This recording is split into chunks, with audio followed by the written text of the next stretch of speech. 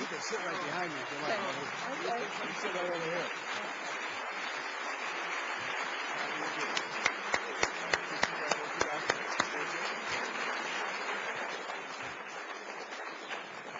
Now, if I had any sense at all, I'd say thank you and sit down after that introduction. It doesn't get any better than having your sister, my younger sister now, I say, along the way here. Being one of 6 children, I've learned my place here in terms of the pecking order in the families. But I'm deeply, deeply honored that Carolyn has not only been here today, but out campaigning in Iowa as well as New Hampshire for me, along with other siblings as well, and truly honored that she'd be here today at this Waking the Sleeping Giant, the National Forum for Equality and Opportunity in the country. And let me also share, as Carolyn has, my deep thanks to Teddy Kennedy for his work here and his family's work. I have no greater honor than to sit next to the senior senator from Massachusetts on the Health, Education, Employment, and Labor Committee of the United States Senate, have for 26 years.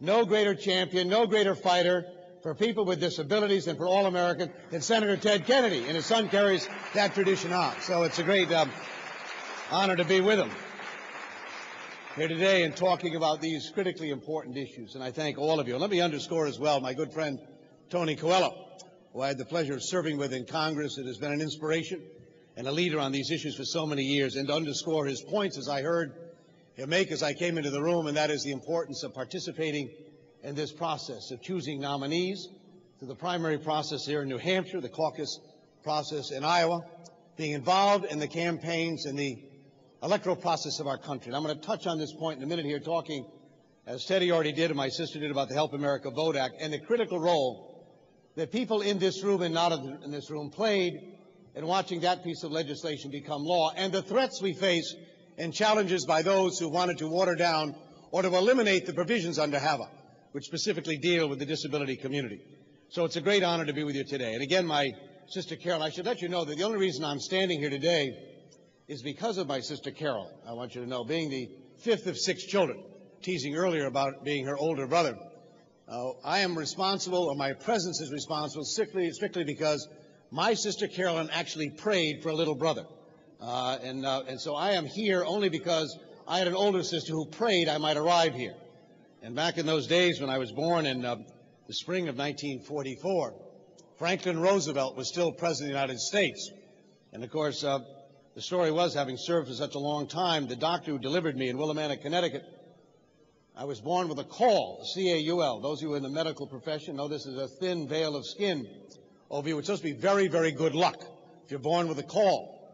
And Dr. Nate Spector turned to my mother and he said, Grace, he said, this young man may grow up to be President of the United States. And my mother said, and what's the matter with Roosevelt? And so between the Carolyn and my Nate Spector deliveries. Let me tell you a little bit about Carolyn here. I want to, because as a brother, I'm entitled at this podium here to be a little proud of my sister, as we all are in our family here. Carolyn's life is involved, as Teddy pointed out, some 40 years as a teacher. Some 20 years in the public school system of Connecticut, in the inner city of Hartford over the last number of years at the Kennelly School. But before that, helped revive the American Montessori system of teaching at the Whitby School in Greenwich, Connecticut, going back into the late 1950s. And done us a remarkable job over the years of incorporating Montessori techniques in public education. Spent a year of her life in Mexico working with disability children in that country, utilizing Montessori techniques. Has really been an inspiration to the other 5 of us in the family about a person who could make a difference. But grew up in an era, quite frankly, had it not been for my parents, determined that my sister Carolyn would get the opportunity to reach all of her God-given potentials and abilities here, and fought every day to see to it that she'd have that chance. Too many of the people who were my sister's generation didn't get those opportunities, not because their parents didn't want to fight hard enough. It was very difficult to access the kind of opportunities that should have been available. So for those of you today, understand there were people like my parents who raised all of us in our household to believe that my sister Carolyn could do anything that anybody else could do if given the opportunity to do it. And that's how I was raised. That's how I was raised. So we had a lifelong educational experience in our family about the importance of these issues and seeing to it that every human being given the opportunity to reach all of the potentials that the good Lord has given them. So I'm deeply honored again that Carolyn is here today to introduce me. Let me just take a few minutes, if I can, and share with you some general thoughts about these important issues I've been involved in. When I was first elected to Congress in 1974, along with Tom Harkin, I might add, we arrived in Congress on the same day of January 1975. And I've been proud, on the very first day that the Americans with Disability Act was introduced, I became a co-sponsor that day of the Americans with Disability Act here. I didn't wait around to see if other people were going to join on. And the very first piece of legislation, some 33 years ago, that I got involved in was Public Law 94-142. And for those of you who know your legislative history, you'll know what that is. And that was, of course, the Education of All Children's Act of the United States. And one of the first things I did, by calling up and using the old influence of being in public office, is I discovered that if you were a State Department Foreign Service officer and blind, you didn't get a chance to be in that job here. There was discrimination against serving as a foreign policy or a foreign policy officer in the State Department. I just began to think of what my sister could have done if she was a foreign service officer in the State Department. And as a result of pushing back in 1975 and 76, we changed the regulations in the State Department, and today there are foreign service officers who are blind who are serving all over the world, because you fight and you push back and you make a difference every single day along the way.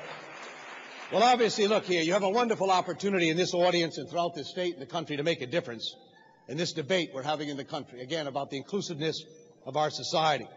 And with this forum and, of course, the primary this winter here in New Hampshire.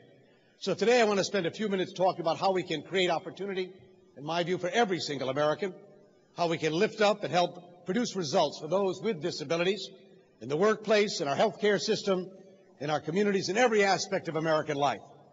Each and every candidate in this presidential race brings, I believe, a particular set of values and experiences to the tasks that are before them, not only as a candidate, but those of us that prevail in this as President of the United States.